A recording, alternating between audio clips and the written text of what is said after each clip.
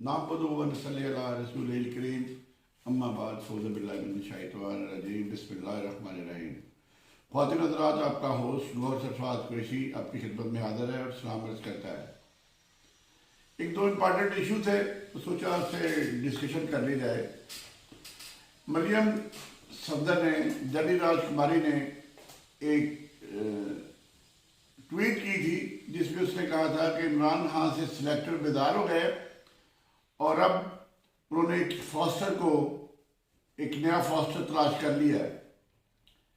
ये फॉस्टर का इशारा उनकी तरफ, उसकी तरफ, बिलावल भुट्टो की तरफ था और इसका फिर बिलावल भुट्टो ने बड़ा खूबसूरती से जवाब दिया। उसने कहा कि फॉस्टर जो है ये शरीफ लाहौर में खानदान है जिसको सेलेक्ट किया जाता है। हम तो हमेशा इलेक्ट होके आते हैं और हमारी हमेशा स्टैब्लिशमेंट से कभी भी नहीं बनी।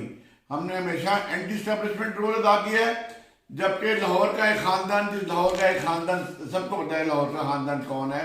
लाहौर का एक ही खानदान है, शरीफ खानदान, जो स्टैब्लिशमेंट के कंधों पर बैठ के इक़्तिदार में आया है। और उसको लाने वाले कौन है, पालने वाले कौन है, तो जो जिसने पाला था उसको ही आजकल वो गालियां निकाल रहा है। तो यहां से सूरत हाल बिगड़ी।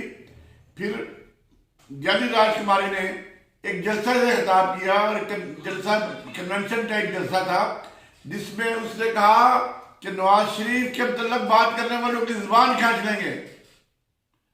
तो नवाज शरीफ के मतलब बात भी, क्योंकि जरदारी ने, हसन जरदारी ने की थी, नवाज शरीफ को कहा था आप हमें कहते हैं कि आप तहरीक चलाएं, आप खुद क्यों नहीं आते पाकिस्तान, आप आए, हम रिजाइन करने के लिए तैयार हैं।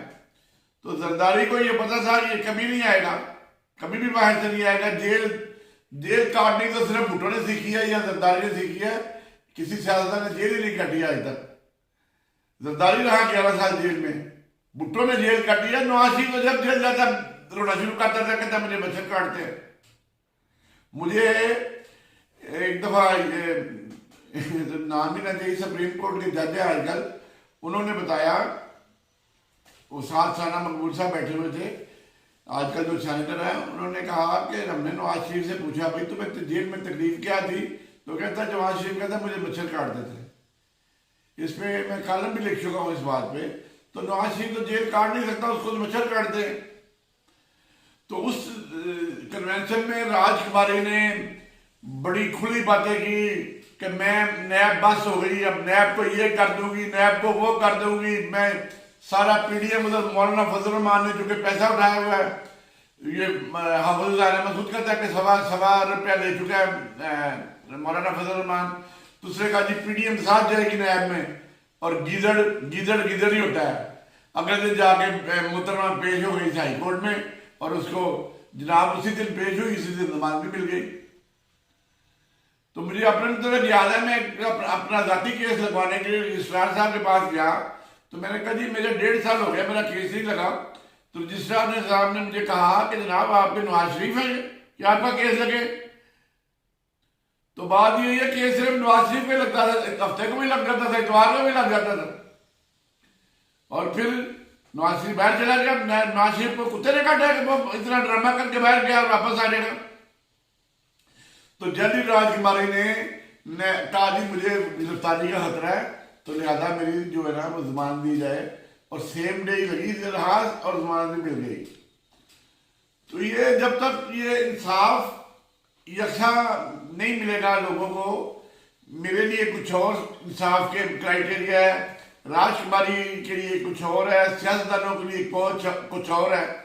जबकि आर्टिकल 4 कॉन्स्टिट्यूशन का कहता है कि आईन पाकिस्तान के जरिए में तमाम शहरी का बराबर हकूक है, तमाम शहरी बराबर है। तो किधर है आर्टिकल 4? ये सिर्फ जो है किताब में लिखा हुआ है, इसमें अमल नहीं होता। आपके लिए कानून कुछ और है, मेरे लिए उसके अमल के लिए कुछ और होगा। ये जब तक इंसाफ यकसाना मैसर हुआ, ये खुदादाद में कभी बेहतरी नहीं आ सकेगी। जब तक आप गरीब और अमीर में तमीज खत्म नहीं करोगे, ये मामला कभी नहीं सुधर सकते। अब जनाब उससे जमानत ले रही है और उधर गीदड़ धक्के मारती थी कि मैं ये कर दूंगी, मैं वो कर दूंगी, मैं फलां कर दूंगी। तो पीपल्स पार्टी वाले वैसे फ्रंट हो गए थे फिर उन्होंने मौलाना फजल रहमान ने कहा जी बच्चों को समझाएं, ये बातचीत बंद करें। तो कल जली राजकुमारी ने कहा कि मेरे तो बराबर से बड़ा अच्छा है, तलक आता है, सियासत में ऊंच नीच होती रहती है। अब उसको याद आ गया कि बराबर से तल्लकात खराब करके कुछ नहीं मिलना। तो ये जो पीडीएफ में दरारें पड़ चुकी है, ये कभी ठीक नहीं हो सकती। ये एक दूसरे को तसल्ली दे लें, ये कभी ठीक नहीं हो सकता। अब इनका मैच पढ़ना है, जो सेनेट का जो लीडर ऑफ द अपोजिशन पे मैच है, अब वो पढ़ना है मैच इनका। तो उसमें तो राजकुमारी कह चुकी है, जल्दी राजकुमारी जी इस दफा leader of the opposition Muslim league दूर से होगा। पीपल्स पार्टी वाले कह चुके हैं कि नहीं, leader of the opposition people's party से होगा। तो ये तो छोटी छोटी बातों पर लड़ना है, उन्होंने क्या तहरीक चलानी है, तहरीक फारग हो चुकी है।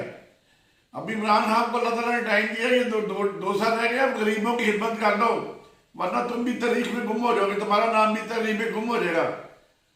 लोग जो है बड़ी तेजी के साथ तरीके लबैक की तरफ राग़िब हो रहे हैं, और उसका नारा भी है लबैक या रसूल अल्लाह। तो पाकिस्तानी अवाम चूंकि जज्बाती है, मतलब से बड़ी जज्बातियत रखते हैं। मैं खुद बड़ा आजकल मैं रोजाना मौलाना खादम रिजवी साहब की वीडियोस देख रहा हूँ, रोज मैं घर में जाकर भी वीडियोस देखता हूँ मौलाना खादम रिजवी की। तो बात ये आपके लिए आखिरी मौका है, आपने गरीबों की खिदमत की और महंगाई का इसी तरह काम रहा तो आप भी तारीख में गुम हो जाओगे। आपने बेशक थर्ड फोर्स बना के 22 साल बाद तो हुकूमत कर ली है, आपने इसको जो बारियां थी खत्म करवाई है, थर्ड फोर्स आ गई है, लेकिन आपने भी क्या किया है, गरीब आदमी की कमर टूट चुकी है, गरीब आदमी रो रहा है, गरीब आदमी को पूछने वाला कोई नहीं है, गरीब आदमी खुदकुशियां कर रहा है। तो अगर आपने होश के नाखून नहीं लिए इमरान खान साहब, तो दिन आप पे पूरे हो चुके हैं। ख्वातीन हज़रात, इसी के साथ मैं आपसे इजाज़त चाहता हूँ, आइंदा आने वाले दिनों में फिर बात होगी। अस्सलामु अलैकुम व रहमतुल्लाहि व बरकातहू।